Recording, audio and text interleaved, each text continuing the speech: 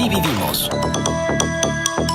Está con nosotros Luis Alfredo Medina, coordinador de investigación del Observatorio de la Laguna, y vamos a hablar de las condiciones de empleo en la Laguna al primer trimestre de 2019, y qué bueno que estás aquí, porque la verdad de las cosas es que cuando pues se leyó esta nota a Torreón 1, Saltillo 5, en relación a la generación de empleos, que por cierto hoy Edgar Salinas en las páginas editoriales del Siglo de Torreón toca el tema, pues empieza a generarse, o mejor dicho, echarle leña al fuego de la incomodidad de que Saltillo es primero antes que Torreón, que Saltillo se está llevando la mayor inversión, que a Saltillo lo consienten mucho, que nosotros estamos siempre rezagados, que siempre estamos con las migajas, que como somos tan protestadores de todo, entonces los gobiernos en turno pues están incómodos con nosotros, y es un poco como para decirles, bueno, aquí mando yo, en función de las inversiones, porque finalmente el empleo y su generación es multifactorial. Sí. Y uno de los factores es, por supuesto, la inversión pública y las adecuaciones que hay que hacer para que las inversiones lleguen. Y las condiciones de seguridad y las condiciones de servicios públicos, todo lo que un inversionista anda buscando cuando decide arriesgar su dinero y asentarse en algún municipio o en alguna ciudad. Y entonces, pues digo, no, es como echarle el limoncito a la herida, ¿no? Que ya nos hemos sentido rezagados durante mucho tiempo, y esto es como una confirmación de lo mismo. ¿Se pueden matizar estos datos? ¿Es así, tan drástico y tan tajante como Torreón 1, Saltillo 5?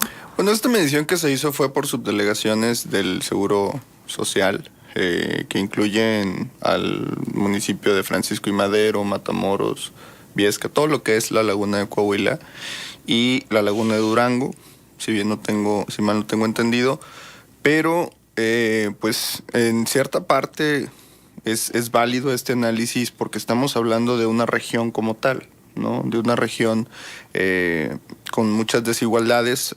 Comentaba el secretario de Economía en alguna ocasión en este lugar que de toda la inversión extranjera directa, que hay que recalcar que Coahuila es la tercera entidad a nivel nacional que más acapara inversión extranjera directa, más de 2.700 millones de dólares cerró el año pasado. La mitad fue a la región sureste, incluida General Cepeda, Saltillo y Ramos Arizpe, y apenas el 16% llegó a la Laguna de Coahuila, ¿no? Entonces, esto sí es alarmante. Una de las causas, dicen, es la cuestión de la infraestructura para el desarrollo. Allá hay mucho más parques industriales que aquí. Y pues esto se evidencia totalmente, ¿no? En cuanto a la generación de empleo, en cuanto a la calidad de esos empleos.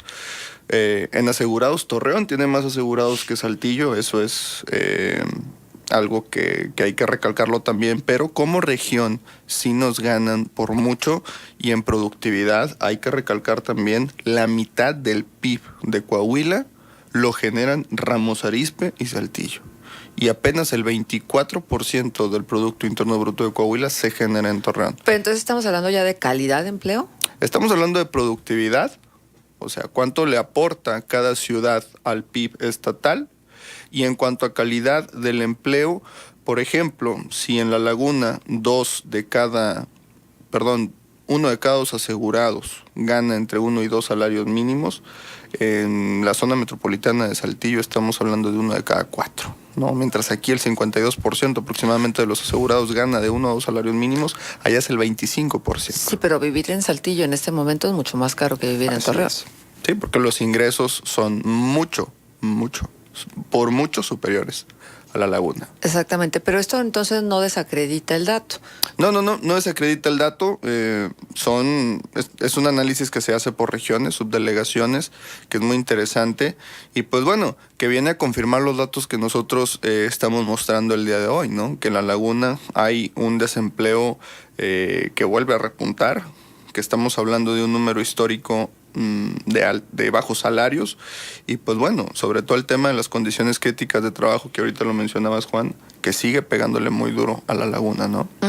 Pero luego se hacen una serie de inferencias cuando se conocen o se leen nada más los titulares de las notas, que generalmente, por desgracia, suele pasar. Sí. No a todo mundo le interesa ir al fondo de la información, y entonces dice, bueno, pues en la Laguna de Coahuila, o estamos hablando de la Laguna en general, ¿verdad? ¿Cierto? Sí. O sea, el estudio es de toda la Laguna. Sí, la región Laguna como subdelegación del IMSS. Muy bien. Y entonces tú dices, bueno, el municipio no está haciendo su chamba de incentivar, de fomentar la economía, Ujú. que están haciendo entonces las direcciones, que les toca esto, pero sería una conclusión sumamente superficial, ¿no? Sí, porque hay que analizar el contexto como región, tanto de la parte de Coahuila como la parte de Durango. Cuando yo leí la nota, digo, es muy interesante y si lo ves histórico, es algo que el profesor Daniel González siempre nos había comentado, ¿no? O sea, las diferencias abismales entre el desarrollo económico de Saltillo y de la laguna, pues es obvio, ¿no? Los gobiernos estatales de ciertas administraciones evocaron toda la inversión pública a Saltillo y a Torreón, pues prácticamente le dejaron una nada. Hoy nosotros queremos saber a través de las plataformas de transparencia cuánta inversión pública le están destinando a Torreón para compararlo con Saltillo. Y es imposible, no existe una plataforma de transparencia que nos permita visualizar y hacer estos comparativos, porque es la inversión pública la que detona el desarrollo, permite crear más parques industriales en alianza con los empresarios, y esto de una u otra manera va a traducirse en mayores empleos y de mejor calidad. Pero entonces estamos hablando de una manera preponderante del empleo en fábricas, en industrias, cualquiera que sea este giro. ¿Y dónde está la vocación agropecuaria de la laguna? Pues mira, realmente es muy poca comparación del desarrollo que se tiene en Saltillo. Saltillo ha desarrollado un clúster automotriz que le ha permitido tener mucho mejores salarios, y la parte de la laguna se ha diversificado mucho. La laguna tiene muchas ramas en su economía y no se ha permitido cerrar como que ese círculo de dinámica económica, ¿no? ¿Dónde estamos gastando pólvora en infiernitos en relación al interés de fomentar la economía en la laguna? Mira, yo te diría que de acuerdo a los datos que estoy viendo, número uno es que están saliendo muchos egresados de carreras que pues realmente no tienen que ver con la dinámica económica de la laguna, y eso es algo que trabajaremos o trataremos el 23 de mayo, que es el Día del Estudiante. Traeremos esa información, y esto de una u otra manera abona que los indicadores que traigamos ahorita, que ahorita se los voy a mencionar, estén en los niveles que traemos, ¿no? Hay una sobreoferta de profesionistas que no tienen que ver con el giro económico, y esto pues alimenta los bajos salarios y alimenta el desempleo. Yo creo que ha faltado mucho un plan que direccione la economía y vaya junto con las universidades, y es de reconocerse el trabajo que está empezando el INPLAN en estos momentos. Bueno, ¿y por qué no invertir entonces la fórmula? Si estamos viendo, te estoy hablando de los empresarios, ¿sí? Y de los generadores de oferta de trabajo. Si están viendo que están egresando y que la expertise se está colocando en ciertas áreas, ¿por qué no incursionar hacia allá? ¿O estoy diciendo una tontería y siempre tiene que ser al revés? No, definitivamente.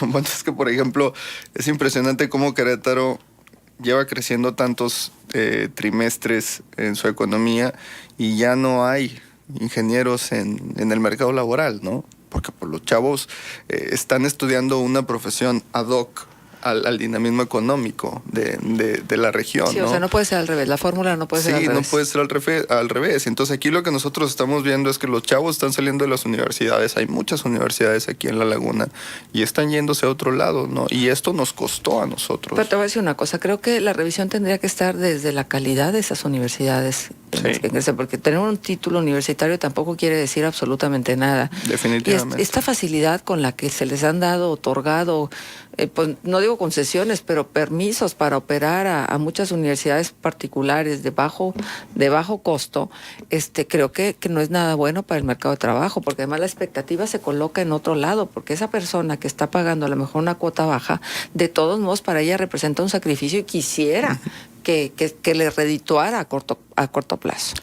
Así es, pues mira, tiene mucho que ver la parte de la capacitación. Es importante que no solamente culpemos a gobiernos. Esta es una fórmula tripartita: empresas, academia y gobierno. Y pues bueno, los indicadores que hoy traemos son en relación a eso, ¿no? O sea, ha habido una baja inversión pública en la laguna, hay salarios muy, muy bajos, y lo que preocupa mucho es también la calidad de los estudiantes que están egresando. Algo hay en nuestros profesionistas que pues algunos empresarios extranjeros dicen, no, la laguna no, o algo hay en nuestra dinámica económica, en nuestra logística, que algunos empresarios en el extranjero dicen, pues no, la laguna no.